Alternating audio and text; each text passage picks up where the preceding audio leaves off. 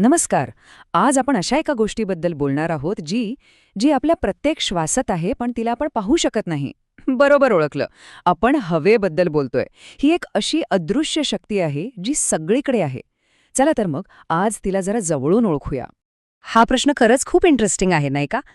म्हणजे जिला आपण पाहू शकत नाही, स्पर्श करू शकत नाही, तिची चव घेऊ शकत नाही, मग ती आहे हे तरी कसं मानायचं? पण थांबा, विज्ञानाकडे याचं एक अगदी सोपं उत्तर आहे. चला बघूया काय आहे ते. आपल्या सगळ्यांना लहानपणीची फिरकी आठवतीये का? ती वाऱ्यावर कशी गरगर फिरायची. काय वाटायचं ही जादू आहे का? पण नाही, ती जादू नव्हती. ती होती हवेची ताकद. बघा, हवा दिसत नसली तरी तिचा परिणाम मात्र आपण किती स्पष्टपणे अनुभवू शकतो. आणि हाच तर तिच्या अस्तित्वाचा पहिला आणि सगळ्यात सोपा पुरावा आहे. ओके, तर हवा आहे हे तर आत्ता आपल्याला कळलं. पण मग पुढचा प्रश्न येतो की ही हवा म्हणजे नक्की आहे तरी काय?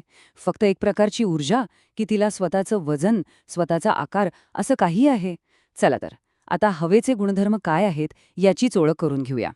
विज्ञानाच्या भाषेत कोणतीही गोष्ट जिला वजन असतं आणि जी जागा व्यापते तिला पदार्थ असं म्हणतात. आणि आश्चर्याची गोष्ट काय आहे माहितीये? आपली ही अदृश्य हवा, हो, ही हवा या दोन्ही गोष्टी करते. विश्वास बसत नाहीये? थांबा, एका प्रयोगातूनच बघूया. हा एक अगदी साधा प्रयोग आहे. बघा, समजा आपण एक रिकामा ग्लास घेतला आणि तो पाण्याने भरलेल्या भांड्यात उलटा बुडवला, तर काय होतं? पाणी आत राहतच नाही. असं का होतं? कारण तो ग्लास रिकामा नाहीच आहे. त्याच्या आत आधीपासूनच हवा भरलेली आहे आणि तीच पाण्याला आत येण्यापासून अडवतीये. आणि आत अडकलेली ती गोष्ट म्हणजे दुसरं तिसरा काही नसून हवा आहे. यावरून अगदी स्पष्ट होतं की हवा जागा व्यापते. मिळालं की नाही आपल्या एका प्रश्नाचं उत्तर? चला, म्हणजे हवा जागा व्यापते हे तर सिद्ध झालं. पण मग ही हवा बनली कशाची आहे? म्हणजे आपण जेव्हा श्वास घेतो तेव्हा नक्की काय काय आत घेत असतो? आता जरा हवेच्या आत डोकावून पाहण्याची वेळ आली आहे. खरं तर हवा म्हणजे काही एकच वायू नाहीये, तर ते वेगवेगळ्या वायूंचे एक मिश्रण आहे. आणि यातलं सगळ्यात मोठं आश्चर्य म्हणजे यात तब्बल 78% नायट्रोजन असतो. हो, 78%. आपल्याला जगण्यासाठी जो ऑक्सिजन लागतो ना, तो फक्त 21% असतो. आणि उरलेल्या 1% कार्बन डायऑक्साईड, आर्गॉन असे बाकीचे वायू येतात.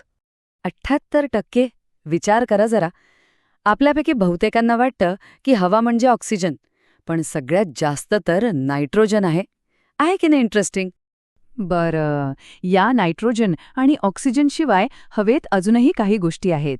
जसं की वनस्पतींसाठी खूप महत्त्वाचा असलेला कार्बन डायऑक्साईड, काही इतर वायू आणि हो, पाण्याची वाफसुद्धा असते. आणि या प्रत्येक घटकाचं आपल्या पर्यावरणात एक खास आणि महत्त्वाचं काम आहे.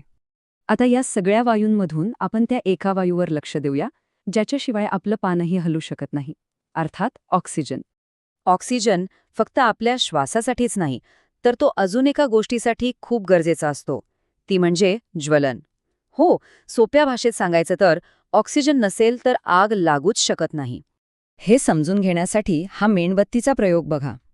एक मेणबत्ती मस्त जळत आहे, पण जसा आपण तिच्यावर एक काचेचा ग्लास ठेवतो तशी ती हळूहळू करत विझून जाते. असं का होतं? कारण जळण्यासाठी लागणारा ऑक्सिजन त्या ग्लासमधून संपून जातो.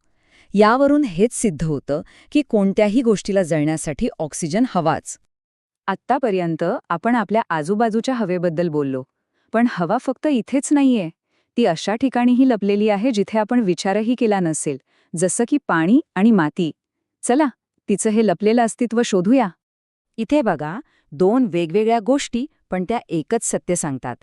एका बाजूला ग्लासमधली हवा पाण्याला आत येण्यापासून थांबवते, जे आपण आधी पाहिलं. आणि दुसऱ्या बाजूला जेव्हा आपण कोरड्या मातीत पाणी ओततो तेव्हा जे बुडबुडे येतात ना, ते दुसरे काही नसून त्या मातीत अडकलेली हवाच असते. आणि ही जी लपलेली हवा आहे ना, ती जीवसृष्टीसाठी प्रचंड महत्वाची आहे. पाण्यातल्या याच ऑक्सिजनमुळं मासे आणि इतर जलचर श्वास घेऊ शकतात. आणि मातीतल्या हवेमुळे झाडांची मुळं जिवंत राहतात. म्हणजे बघा, हवा खरंच सगळीकडे आहे, सर्वव्यापी. बरं, तर हवा काय आहे, ती कशापासून बनली आहे, ती कुठे कुठे असते, हे सगळं आपण पाहिलं. पण आता जरा एका मोठ्या आणि महत्त्वाच्या गोष्टीचा विचार करूया. तो म्हणजे आपल्या वातावरणाचा नाजूक समतोल आणि या समतोलात आपली भूमिका काय आहे. एका बाजूला बघा, हवा आपल्याला श्वास घेण्यासाठी लागते, ज्वलनासाठी लागते आणि पवनचक्कीसारखी स्वच्छ ऊर्जा मिळवण्यासाठीही आपण तिचाच वापर करतो. हे झाले तिचे चांगले उपयोग. पण दुसऱ्या बाजूला आपले कारखाने, गाड्या या सगळ्यांतून निघणारा धूर तो हवेत मिसळून हा सगळा नैसर्गिक समतोल बिघडवतोय. ही दोन चित्र हा फरक अगदी स्पष्टपणे दाखवतात. एका बाजूला गाड्यांमधून निघणारा प्रदूषणकारी धूर आणि दुसऱ्या बाजूला त्याच हवेच्या शक्तीचा वापर करून निर्माण होणारी स्वच्छ ऊर्जा. फरक आपल्या डोळ्यांसमोर आहे आणि निवडसुद्धा आपल्याच हातात आहे. आपलं वातावरण आहे ना, ते स्वतःचं एक सुंदर संतुलन सांभाळत असतं. झाडं, वनस्पती हवेतला कार्बन डायऑक्साईड घेतात आणि आपल्याला ऑक्सिजन परत देतात. आपण आणि इतर प्राणी तो ऑक्सिजन घेतो आणि कार्बन डायऑक्साईड बाहेर सोडतो. हे एक चक्र आहे आणि याच सुंदर चक्रामुळे पृथ्वीवर जीवन टिकून आहे. तर मग शेवटी एकच प्रश्न उरतो.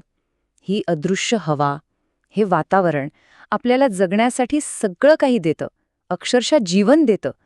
पण आपण त्याला परत काय देतोय? आपण या नाजूक समतोलाचं रक्षण करण्यासाठी खरंच काही करतोय का? यावर विचार करायला हवा.